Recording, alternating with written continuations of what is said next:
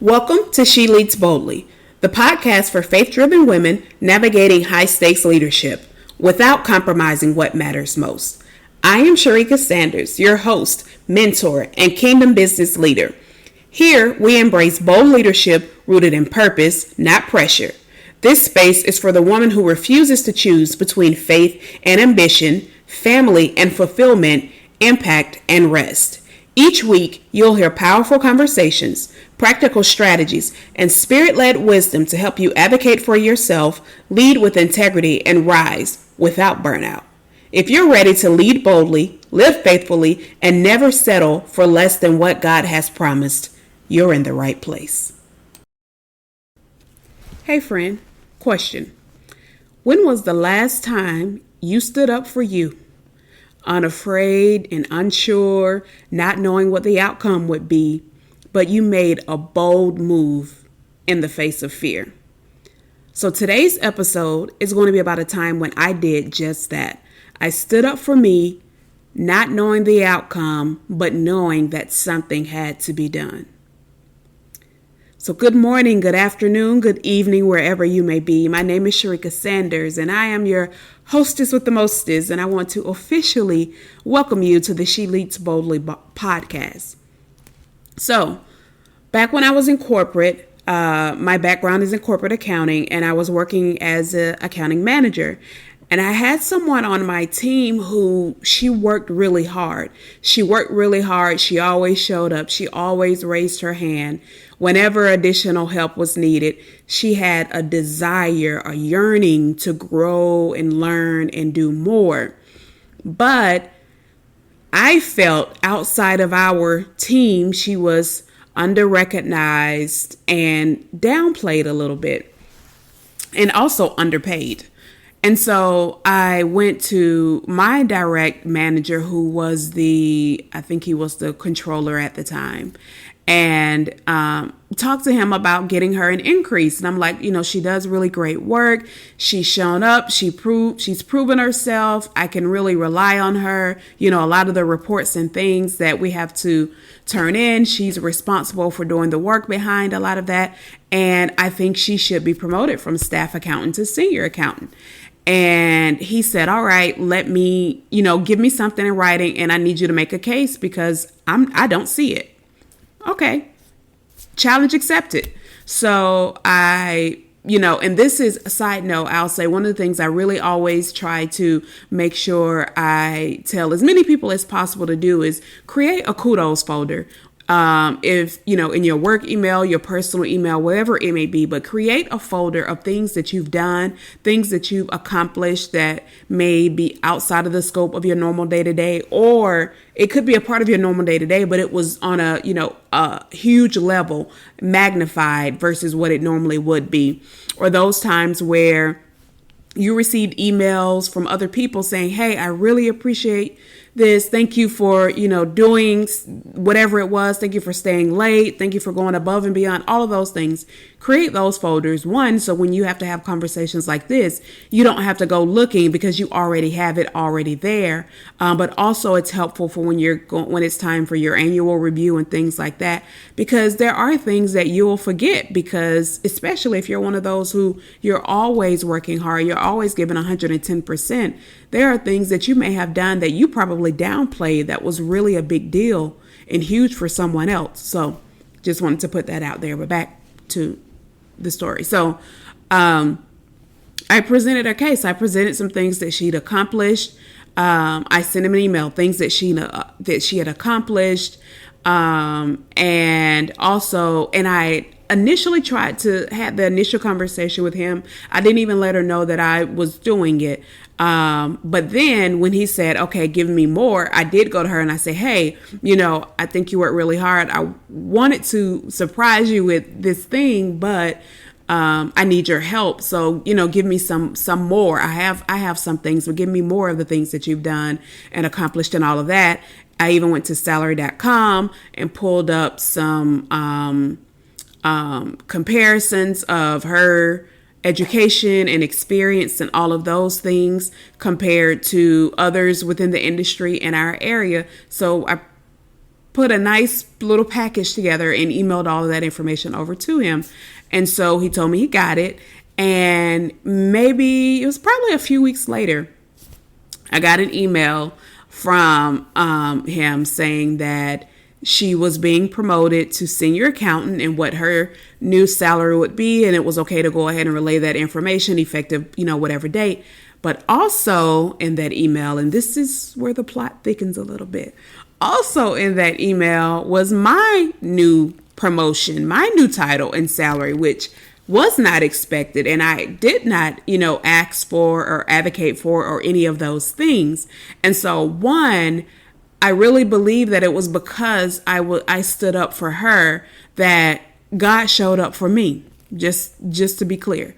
And we'll get into some scriptural references because, I have to have the scriptural reference to support everything that I'm saying. So you all know that this isn't just Sherrika speaking Sherrika's knowledge or, my thoughts and opinions, but the words that I say are rooted and grounded in God's word and his promises for us. And so completely unexpected. And I was like, okay. But then I looked at the salary and I was like, wait a minute. So here's the thing. No, I did not ask for this promotion. No, I did not know it was going to be given to me. And we all know that for the most part, if you're being promoted within a company from, one role to the next, you probably won't get the same increase if you were to get a promotion, meaning going from one role to a higher role at a different company. And for the most part, I have seen that to be true, but it doesn't have to be. It doesn't have to be. And so I saw the salary, and while I was grateful that they thought about me and all the things, I also had to remember, well, you work for this.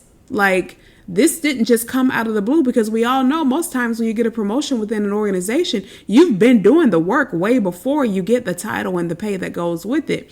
And so I sat on it because I'm like, I really think it should be higher than this. Oh, and another caveat. So probably within the last month or so, I had gotten an increase. But it was our normal annual increase in the way that our company did it. And I don't know if you all are as familiar with how the companies go through this process, but each department was allotted a certain amount of money, and the department heads, I'll call them, had to determine who would get what from that bucket. And they had told me that when I got my increase, which I think it was based on my annual review, I think it was maybe 3%, 3 or 4%, somewhere in there. They told me that I had gotten the highest, or I was, one of the few who had gotten that high of an increase. Most people's was a lot lower, but they wanted to acknowledge the work that I'd been doing and all of those things. So this was also a part. So this new promotion that I was getting from this email that I didn't even, know was in the works. And let me just also shout out to God and how he works things behind the scene and does things for us that we don't even see. We think nothing is happening, and he is moving and shaking and doing and just setting up his wonderful plan for us. But I'm saying all of that, but I still wasn't happy with this increase. And the increase was in addition to what I just received. And so there was, it just didn't sit right with me. And one of the reasons it didn't sit right with me is because I knew that our CFO had made a comment sometime earlier, maybe months prior to, that I was grossly underpaid in my current role. He knew that. And I knew that, but there's, all of the things that we tell ourselves and the negative thoughts. And because I didn't go to a traditional 4-year university, I received my accounting degree from DeVry, which anybody who knows anything about DeVry, it's known, one, for tech. And then also it's one of those, when you ever hear a comedian talking about, oh, my cousin went and got, whatever degree, and DeVry is like the butt of a lot of jokes. And so there was an automatic stigma that I'd had to overcome in my career, and it's a preconceived notion about my level of experience and my level of education, because it came from DeVry. And so that, on top of being a female and a Black female, I had to really, really work hard to prove myself. But I digress. So, there were all of these different thoughts. And so while I knew that my salary could have been higher, I allowed all of these other negative thoughts and stereotypes and all of this other stuff to come into play and validate why it was where it was and made it okay. But I knew that he'd made this comment that I was grossly underpaid. And so when we gotten our merit increases, I actually thought that that would be the time where I would get like this, $10,000 increase or something like that, because I knew that they thought I was underpaid. So, but it didn't happen like that. And so, anyway, I went to my direct manager, who was the corporate controller, and thank you. I wasn't expecting that at all, but I wanted to talk about the salary. And he just told me, meaning he was referring to our CFO. He just told me to make sure you got to 6 figures. So you did the bare minimum? Like, what is that about? So, while I felt like I should have probably been empowered, I was not. And I was a little upset because I'm like, wait a minute. So you just did the bare minimum. And he had to tell you to do that. And you're the one who works closely with me. And this is necessarily what I was saying to him, but this is all the things going in my mind. Like, you're the one who works with me more often and sees this. And he gave you an open door. Basically, I don't care what you do, just make sure she at least gets the 6 figures, and you did the bare minimum. So now I'm confused and I'm a little bit upset. So I go back to my desk, and he says, he just told me to get, and I said, well, I think it should be more. And I never said an amount. And he was the type, he was very non-confrontational, and I wasn't trying to be confrontational. I just wanted to have a conversation. And thought process. What was the thought? And when he told me that, I see that there really wasn't one. And so he was like, well, you can just go talk to him. Bet. That's all I needed. Now I was armed with what I need. He wouldn't feel like I was going over his head or behind his back. And I had, permission granted to go talk to the CFO about it. And so I went back to my desk, and I was talking to my husband, and I sent my husband an email, and I forwarded him the email that came through about my part of the increase. And I was, telling him how I wasn't expecting it. And I was like, but look at the salary. Like, what is that? And he was like, what's the problem? And I'm like, I think it should be more based on this title that they're giving me. This, my experience, they know how I work. It's not like somebody coming in off the street that they're taking a chance with. They know me. They know the level of effort that I put in. And this is what they gave me. And he was like, I think you may be being a little bit greedy, because you just got a raise not that long ago. This wasn't something you asked for. This wasn't something you even knew about. So I think you're being a little bit greedy. And I was like, And for about 1.5 seconds, I was like, maybe he's right. And then the Holy Spirit said, nah. And at the time, I didn't know what it was. I just knew that something deep in me would not sit right with this salary that I was offered. And so I want to bring to point my first scriptural reference, which comes from Matthew 19, verses 16 through 22. And it's the story of the rich man. And you hear a lot of Christians say, I don't want to be rich. I just want to be comfortable. And there's this stigma that we have with having more than enough, because we heard the story in the Bible, and some people even confuse it. They say, well, it's hard for a rich person to enter into heaven. Well, it's hard for a rich person to enter into heaven when they put their material possessions in front of the worship of the Lord Jesus Christ, when they put the resource of money and all of those things that they have in front of the source, which is God. And so I'll read through this quickly. So this is Matthew chapter 19, starting with verse 16 and going through 22. And this is the story where Jesus is speaking to a rich young ruler. Oh, and this is the because I always want to give the translation. So this is in the New King James Version translation. So now behold, one came to him, good teacher, what good thing shall I do that I may have eternal life? So he, Jesus, said to him, why do you call me good? No one is good but one, that is God. But if you want to enter into life, keep the commandments. He said to him, which ones? Jesus said, you shall not murder, you shall not commit adultery, you shall not steal, you shall not bear false witness, honor your father and your mother, and you shall love your neighbor as yourself. The young man said to him, all these things I have kept from my youth. What do I still lack? Jesus said to him, if you want to be perfect, go sell what you have and give to the poor, and you will have treasure in heaven, and come follow me. Last verse 22, but when the young man heard that saying, he went away sorrowful, for he had great possessions. And a lot of people hear that story and they're like, they take it to mean that rich people can't enter heaven. And it's not that. It's, do you have wealth and do you have riches and you're being a good steward of those things? And so a lot of people take that, and when people give them less than, like in this scenario, they take it as, well, God didn't want me to have that anyway. Well, God didn't call me to be rich. I just want to be comfortable. Well, that's poverty mindset to me, because I'm an heir to the throne. And so as a kingdom kid, riches are stored up for me. They are waiting for me. And riches doesn't always equate to material wealth. It's riches in health, riches in wisdom, riches in discernment, but also riches in money. And so for about that 1.5 second, I was like, oh, he may be right. And then I was like, no, because again, that stirring in my spirit was just like, I don't think this is right. And so I had already gotten the permission to go speak with the CFO.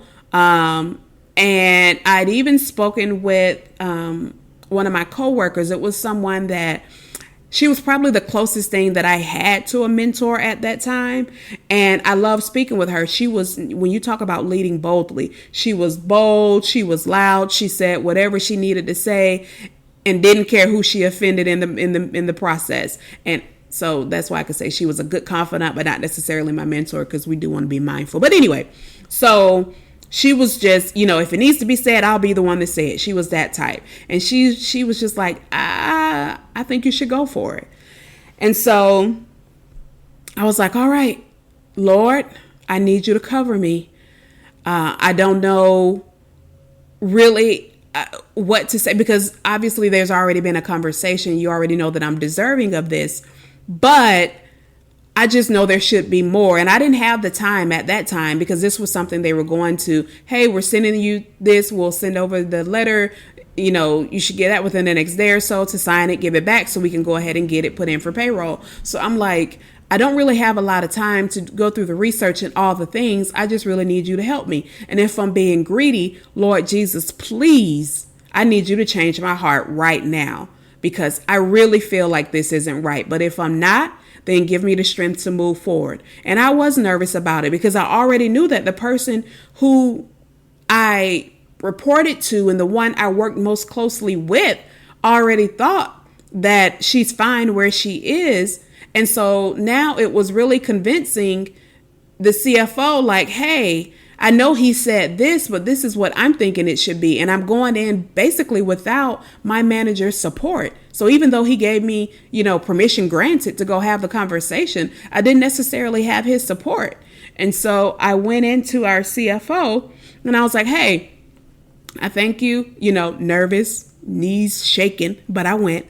And I'm like, hey, thank you all for the role. And, but I wanted to talk about the rate. And I told him I told him that I knew what he'd said, but just the fact that it's the bare minimum.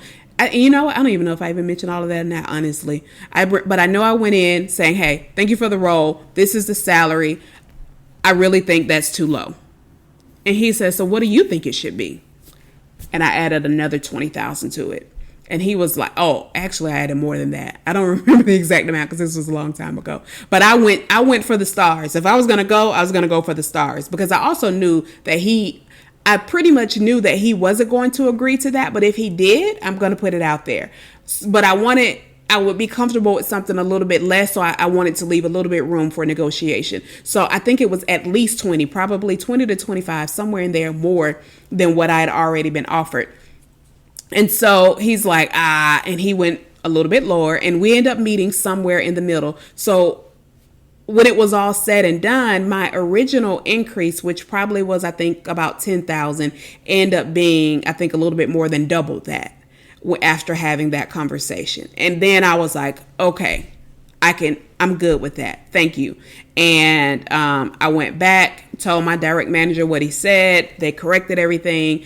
But that was a lot. And this all happened probably in the span of about an hour. And again, no, I did not ask for the role. No, I did not know that they were planning to give me this promotion because it came with an increased title and pay. And yes, I had just received a merit increase a few months prior based on my performance review. But if you're going to do it, if they're going to give it to me, and I don't really want to use the term give because I earned it, but if you're going to do it right. And so I asked for God's covering for that, but I just knew that more was for me, that there was more for me. And I knew that I had talked to God, Lord, I need you. You can do this in an instant. If I am wrong, shut me down right now, because if not, I need to go in and have this conversation. And so I did, and he covered me. And I didn't know what the outcome would be. I didn't know if they would say, you know what, we gave you this. You're doing a little too much. You're being greedy. You know, it's so many ways that this could have gone. And it didn't. And I'm so grateful for that. I'm so grateful for that. And I want to even give some additional scriptural references. One, just to talk about how God carries us. We know one major one, for God has not given us the spirit of fear, but of power and of love and a sound mind. 2 Timothy 1 verse 7. Fear is not from God. Boldness, clear thinking, and love are. And this verse reminds us that what we carry is greater than what anything that tries to intimidate us. Another one, Joshua 1:9. Have I not commanded you? Be strong and courageous. Do not be afraid. Do not be discouraged, for the Lord your God will be with you wherever you go. Wherever he calls us to, he will be there to equip us, which means no matter how it turns out in the natural, God covers us. And so that verse is really more of a command. And that's when God was telling Joshua to go and conquer and take over the promised land, because Joshua is the one who ultimately led the Israelites. We hear the story about Moses, and he was the leader and brought the Israelites out of Egypt, and they were in the wilderness for 40 years. But during that time, Moses also sinned and started to doubt. And so God had told Moses that he wouldn't officially be able to cross into the promised land himself. And so right before they were to cross the promised land, that's when God took Moses. And Moses died. And I say God took Moses because there was never actually a body for them to bury.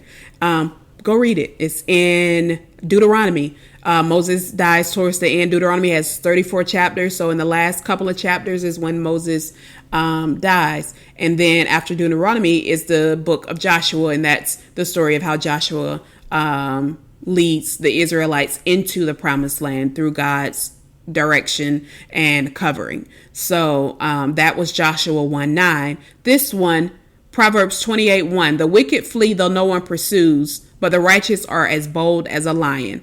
Righteousness births boldness. When you know you are walking in alignment with God, there is no need to second guess or shrink back. And so I hope that story encouraged you. I hope it brought you a sense of peace or relief, or if there's something you've been pondering, you've been thinking about, you're not really sure which way to go. Number one, go to God and ask, Lord, and you can make your prayer bold. Lord, this is the thing that I need. This is the thing that I want. This is the thing that I'm asking for. If you're going to go in and advocate for yourself, we don't do bare minimum. I don't serve a bare minimum God. And so go in boldly, ready, knowing that you have already been charged and you are already filled, you are already supported with everything that you need to go to this next level, to get to that next thing, to do whatever it is you're asking for. And so I hope that that story resonated with you. I hope it stirred something inside of you. If so, please don't keep it to yourself. Make sure you subscribe to She Leads Boldly so you never miss an episode, and let's stay connected. Join our growing community of faith-driven powerhouse women where you'll find real talk, encouragement, and tools to fuel your journey. The link is in the show notes. Oh, and leading ladies. So I've done a thing. I created something special just for you, just for the bold, faith-driven women who are listening to this podcast, joining me on this faith-filled journey. There's a free ebook. I created an ebook, When You Know His Name.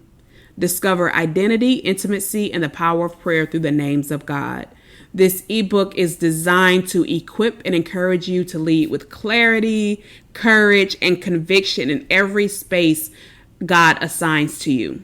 And you can download your copy at Transform the Gap, and that's transformthegaap.com. Download your free copy. Again, the 12 names of God, so that when we speak to God, we can speak to him intimately. Because when you truly know a person, you know that person that has their government name, but you've been knowing them for forever. So you have that nickname or that other name that you call them. That's the kind of relationship we should have with God, where we know when we need healing, we need to speak to our Jehovah Rapha. When we're feeling unseen and unprotected, that we need to speak to El Rohi. And so it's the names of God. Please go to my site, again, transformthegaap.com, and download your free copy. And then if you're ready for deeper clarity, I would love to personally work with you. I offer one-on-one sessions called Your Path to Purpose and Power. And it's a focused 97 60-minute investment created to help you break through the overwhelm and realign with what God is actually calling you to in this season. So whether it's burnout, boundaries, or fresh vision, you don't have to figure it out alone. And also the link to book is in the show notes. And so I want to hear from you all. What questions are you carrying this season? What topics would serve your walk, your work, your womanhood right now? Please send them to me. Again, link is in the show notes. Go to my website, submit the form. Whatever your questions are, I will absolutely keep them confidential. But if you have them, then I'm sure other people have them too. And I want to make sure this is a space where you're truly feeling like you're being served. You're getting the answers that you need. You're feeling you're growing in your walk with the Lord. And so if there are situations you just want another opinion, please submit those things, because I want to make sure that our conversations are geared towards the things that you need. And so remember, you don't have to choose between your faith, your family, and the calling on your life. God's grace makes room for it all. So until next time, stay anchored in purpose, covered in grace, and always ready to rise. Talk soon, friend.